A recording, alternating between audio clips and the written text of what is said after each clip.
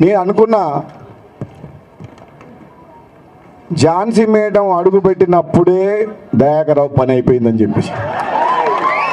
ఆ పేరులోనే పవర్ ఉంది. ఆ ఝాన్సీ అనే పేరులో మా నారాజు గారు చెప్పిండ్రు.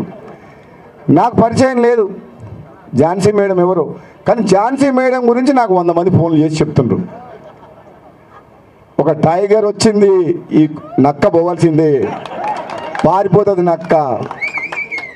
అంత తక్కువ సమయంలో అంత పేరు తెచ్చుకుందంటే మామూలు మనిషి కాదు అని అనుకున్నాను నేను. అంటే పట్టు పట్టిందంటే వదలదు అని నాకు అర్థమైపోయింది. నిజంగా చాలా గొప్ప విషయం. పాలకుర్తి ప్రజలందరూ ఆమె తోడుగా నిలిచి, మన సోదరులు నాకంటే ముందు మాట్లాడిన సోదరులందరూ చెప్పినట్టు విలాసవంతమైన జీవితం అన్నీ వదిలి నీ పుట్టిన గడ్డకు నా ప్రాంతానికి సేవ చేయాలని ఎండనక వానకనక ఇల్లు కాలినడకను తిరుక్కుంటా ప్రజల దగ్గరికి పోయి వాళ్ళ మనసులు గెలుచుకొని వాళ్ళ విశ్వాసం గెలుచుకొని ఈరోజు తన కోడల్ని ఎమ్మెల్యేగా గెలిపించిందంటే ఇంకా రాబోయే రోజులు ఎంత ఎత్తుకు ఎదుగుతుందో మీరు ఒకసారి ఆలోచన చేయండి.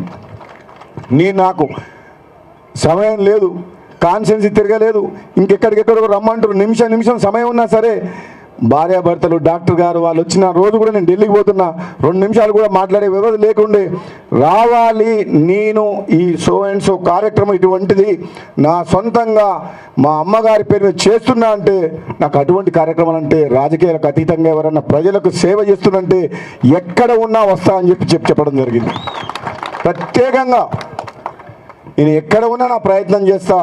మీరు చేసే ఈ మంచి కార్యక్రమం యువత కోసం, వాళ్ళ భవిష్యత్తు కోసం, చదువుకొని నిరుద్యోగులుగా లక్షల మంది ఎన్నో ఆశలతోటి తెలంగాణ వస్తే మా బతుకులు బాగుపడితే మాకు ఉద్యోగాలు వస్తాయని చెప్పి ఉద్యమంలో ప్రాణాలు కోల్పోయి ప్రాణాలు అర్పించి సమ్మెలు చేసి తెలంగాణ తెచ్చుకుంటే గత పాలకులు ప్రతి ఒక్కరిని మోసం చేసిండ్రు.